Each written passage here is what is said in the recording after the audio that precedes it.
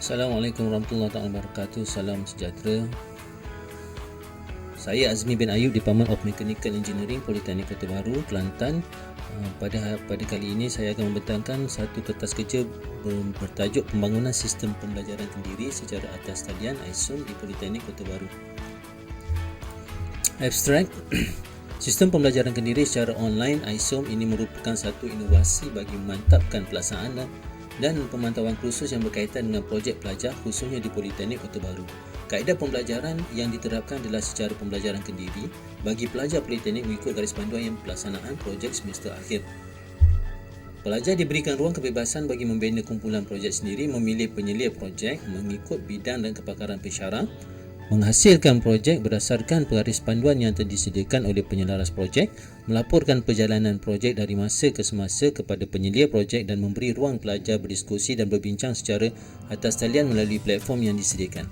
Aplikasi yang dibangunkan berdasarkan kepada konsep AD, iaitu analisa, reka bentuk, pembangunan, penilaian dan pelaksanaan. Pengenalan. Super merumuskan bahawa konsep kendiri adalah asas kepada pembentukan personaliti bagi seseorang individu, yang mana ianya merangkumi penilaian, sikap dan persepsi seseorang itu terhadap dirinya sendiri. Ia adalah jenis pendidikan kontemporari yang membolehkan seseorang mendidik diri sendiri kemahiran dan pengetahuan yang akan berguna dalam aktiviti hariannya. Ia tidak menggantikan kaedah pengajaran tradisional, sebaliknya telah menjadi kunci tambahan yang membuka pintu maklumat kepada setiap pelajar yang berminat dan mendapatkannya. Pembelajaran kendiri hanya mungkin apabila seseorang individu mengambil inisiatif dan mempunyai keinginan untuk belajar dan berkembang. Mengambil inisiatif dan bermula dengan perkara-perkara kecil adalah cara di mana pelajar boleh meningkatkan kemahiran pembelajaran kendiri mereka. Menurut Abdul Syukur dan Kamarul Azmi, guru perlu berperanan sebagai pemudah cara kepada pelajarnya. Mai Shiha juga telah melakukan perbandingan kaedah pembelajaran berpusatkan guru secara konvensional dan pembelajaran berpusatkan pelajar menggunakan kaedah berasaskan projek. Dengan berbantukan teknologi komputer pada masa kini adalah tidak mustahil kaedah pembelajaran kendiri dapat disebarluaskan serta dikembangkan dalam kursus-kursus di Politeknik dengan mengambil kira kehendak kurikulum semasa dan pembelajaran secara kendiri. Ini disokong oleh Siti Azura dan Farah Wazira. Menurut Khairul Azhar pula menyatakan bahawa pelajar politeknik perlu diberikan peluang belajar secara kendiri dengan aplikasi ICT yang dibangunkan mengikut acuan kurikulum dan garis panduan yang disediakan oleh penyelaras. Oleh yang demikian, pelajar harus lebih bersedia serta didorong oleh penyelia projek dalam menyelesaikan tugasan dan kerja yang diberi, dan ianya perlu disokong dengan pembangunan aplikasi ICT yang sesuai mengikut kurikulum semasa. Penyataan masalah. Berdasarkan kepada latar belakang masalah yang diperolehi dari jawatan kuasa projek bagi semester 4 dan 5, mendapati bahawa sikap dan kurang kesungguhan di kalangan pelajar projek bagi ketiga-tiga kursus yang dinyatakan di sini di dalam membuat pemilihan ahli kumpulan dan tajuk projek. Pelajar juga tidak menepati masa yang telah ditetapkan mengikut kalender akademik pendaftaran projek pelajar. Selain itu, pelajar projek kurang terampil dan kurang yakin di mana memberi cadangan dan pandangan terhadap tajuk yang dipilih. Analisa yang telah dijalankan berdasarkan pencapaian course learning outcomes bagi ketiga-tiga kursus di atas juga mendapati bahawa pencapaian terhadap soft skill pelajar antara julat 75% hingga 80% berdasarkan kepada 4 CLO yang dinyatakan menunjukkan pelajar projek kurang kesediaan di dalam melaksanakan projek secara kendiri. Selain dari itu, indeks keselarasan di antara penyelia projek juga menjadi isu utama setelah mendapati 67.2% daripada penyelia projek tidak mengikut garis panduan yang telah disediakan mengikut buku panduan pelaksanaan projek pelajar. Objektif kajian. Objektif kajian yang ditetapkan oleh pengkaji adalah seperti berikut: membangunkan aplikasi ISOM web-based bagi kursus projek semester 4 dan semester 5 di dalam bahasa Malaysia. Nombor 2, membangunkan elemen interaktif di dalam kerangka sistem pendaftaran projek pelajar secara kendiri, pelaporan dan logbook pelajar secara atas talian mengikut acuan kurikulum projek yang ditetapkan. Ketiga, membangunkan pemantauan serta penilaian markah pelajar mengikut course learning outcomes yang akan dinilai oleh penyelia projek. Dan yang keempat, menguji serta menilai keberkesanan aplikasi ISOM di peringkat politeknik.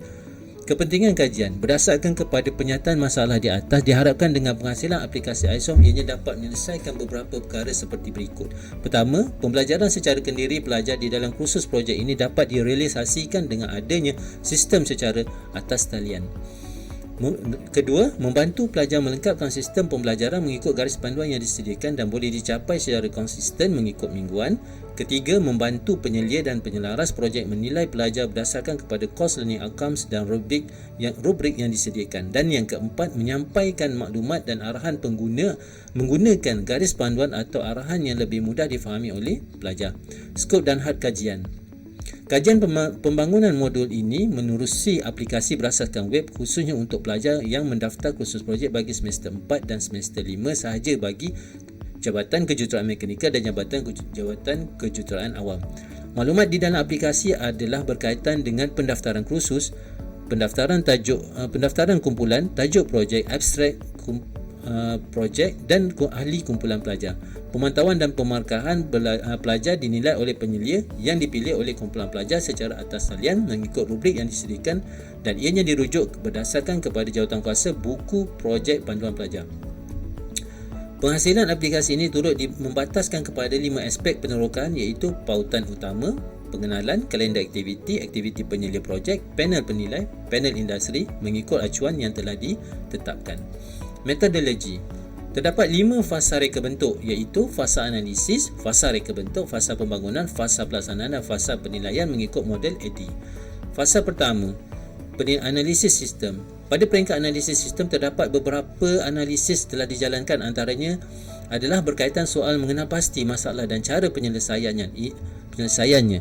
Ini adalah bertujuan agar reka bentuk iSOM dapat dihasilkan menepati serta memenuhi keperluan pelajar dengan sebenarnya. Masalah ini dikenal pasti melalui pelbagai kaedah seperti temu bual pelajar, pemerhatian dan tinjauan berdasarkan pelaksanaan kursus projek secara konvensional.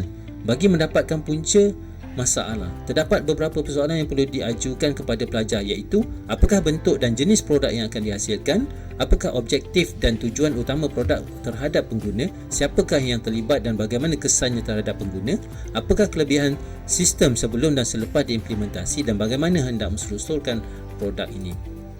Fasa kedua, fasa reka bentuk, pula bertujuan menentukan reka bentuk kaedah instruksional yang digunakan. Reka bentuk menjurus kepada aspek kandungan, bentuk antarmuka, aplikasi serta interaktif pengguna berdasarkan pada carta pelaksanaan iSOM seperti di bawah. Fasa 3.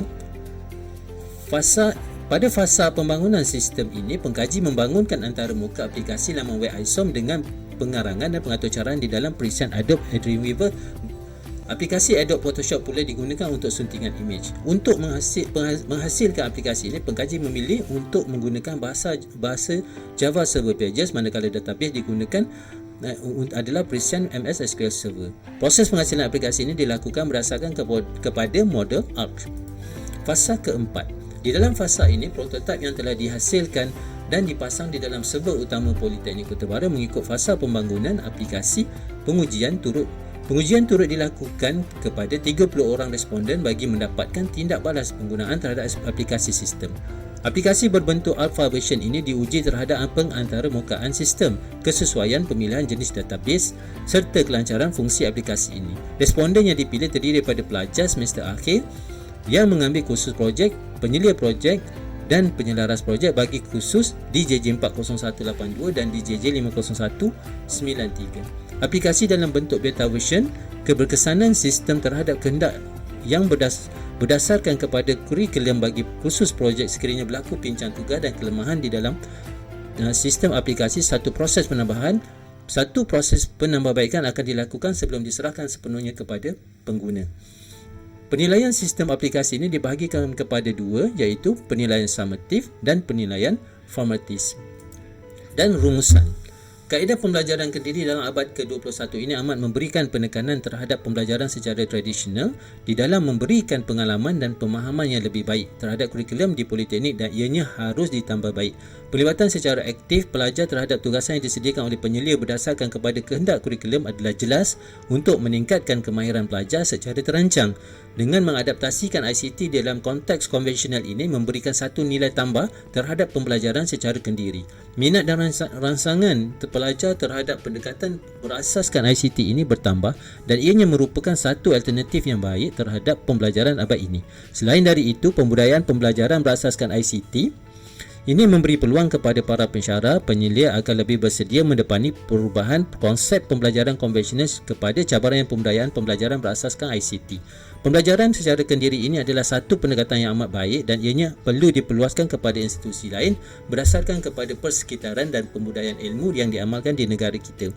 Penghasilan aplikasi ISOM ini adalah salah satu alternatif di dalam menggerakkan konsep pembelajaran secara terarah dan ianya boleh diukur mengikut acuan yang disediakan oleh pihak Jabatan Pendidikan Politeknik. Sekian, terima kasih.